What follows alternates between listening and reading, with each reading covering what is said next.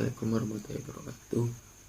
Jadi di sini kami kelompok 2 yang terdiri dari 2 anggota, yaitu saya sendiri, dan yang kedua adalah Raga Sukma Diluhung, akan menjelaskan tema kedua terkait dengan diskusi kita bersama, yaitu tentang analisa kebijakan politik dan pemerintahan dengan tema analisa kebijakan dan kompleksitas.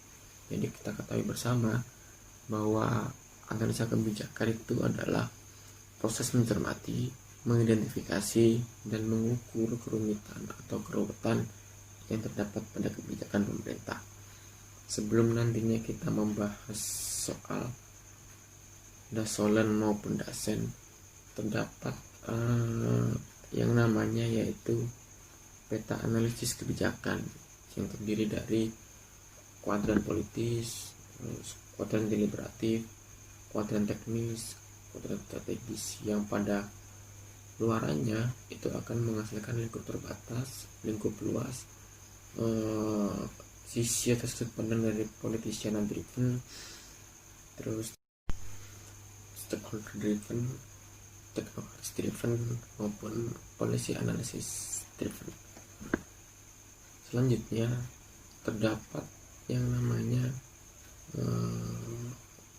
model pengambilan kebijakan, dibagi menjadi 3, yaitu yang pertama adalah model garis scan, melihat proses kebijakan yang sedikit sekali melibatkan proses rasional dalam artian ilmiah. Terus yang kedua, model rasional komprehensif, mendefinisikan proses kebijakan sebagai proses yang sepenuhnya rasional. Proses kebijakan itu meliputi tentang yang pertama adalah kalkulasi, terus yang kedua adalah proyeksi, perencanaan, dan formulasi yang jelimet. Nah, sedangkan model yang ketiga adalah model yang menggabungkan antara GRGCAN dan juga rasional komprehensif, yaitu model mixed scanning, mencoba mengambil posisi di antara keduanya. Model ini mengakui keterbatasan nalar manusia dan melihat proses kebijakan tidak semata-mata ditentukan oleh perhitungan rasional efektif, efisien, tetapi juga perhitungan rasional politis yang mengakibatkan proses kebijakan diwarnai oleh proses tawar-menawar antar berbagai aktor dan kepentingan yang terlibat. Nah, selanjutnya kita akan membahas persoalan dasolen atau landasan kebijakan yang normatif, yaitu terkait dengan kebijakan kenaikan cukai hasil tembakau dan dampaknya pada petani tembakau. Lantas, apakah kebijakan ini digunakan atau menggunakan model GRGCAN maupun mixed scanning maupun model yang satunya? Itu perlu kita bahas bersama bahwasanya tiap keluaran kebijakan itu pasti ada yang namanya partisipasi masyarakat.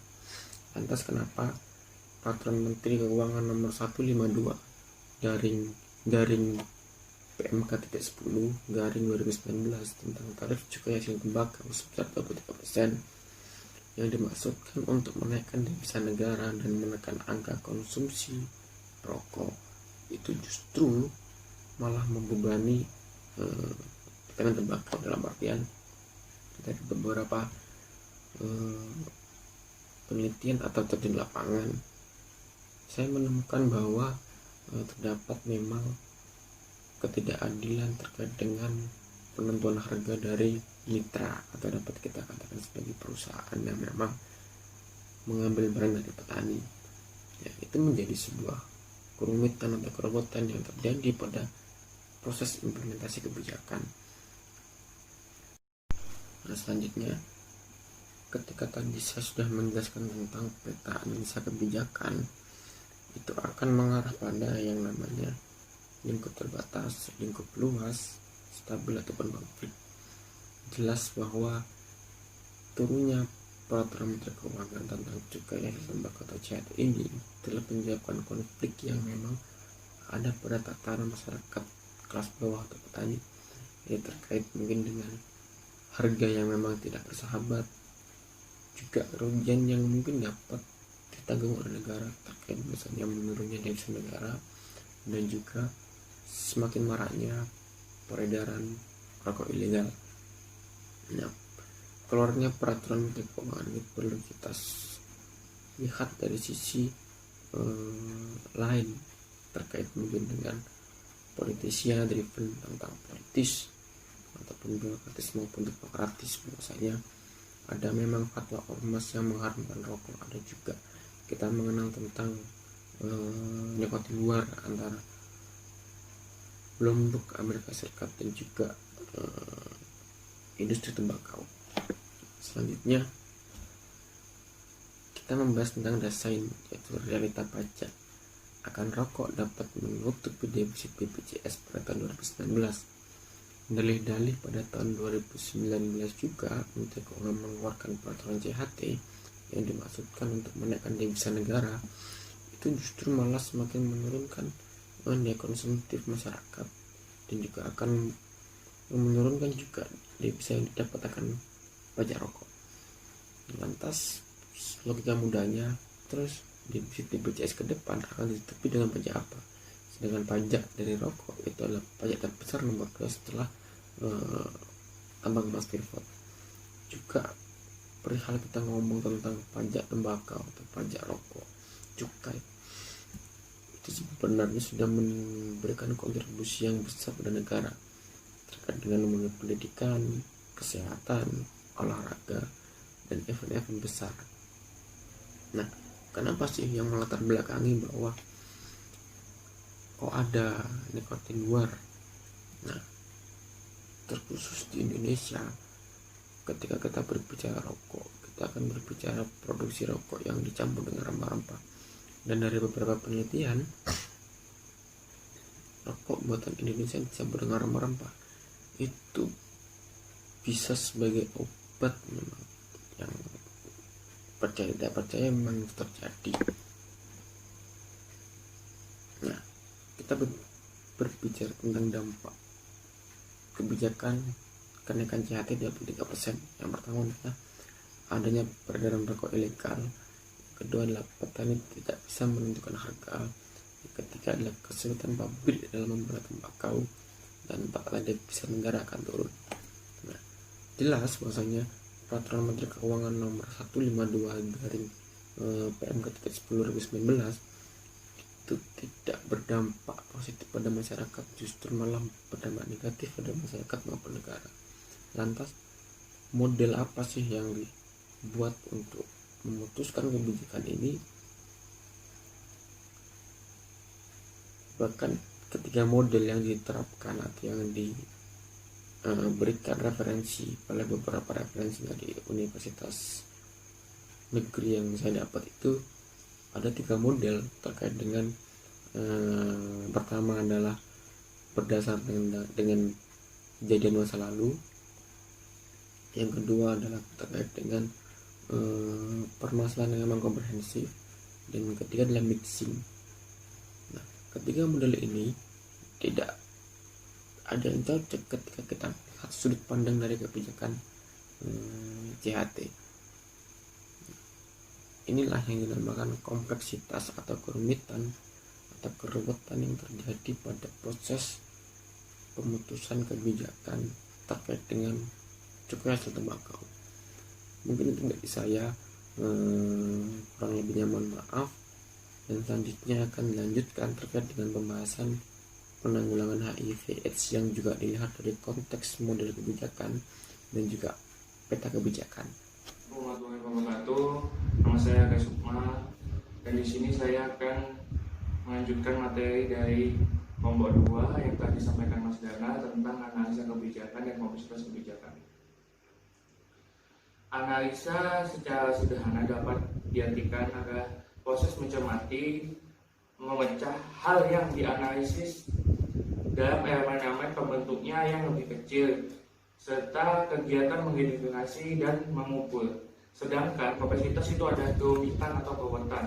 Dan jika digabungkan antara analisis kebijakan dan kompleksitas kebijakan, ada proses mencermati, mengidentifikasi, dan mengukur kerumitan atau kerumitan apa yang terdapat pada kebijakan pemerintah, khususnya pemerintah pusat, daerah, bahkan pemerintah desa. Peta analisis kebijakan ada 4.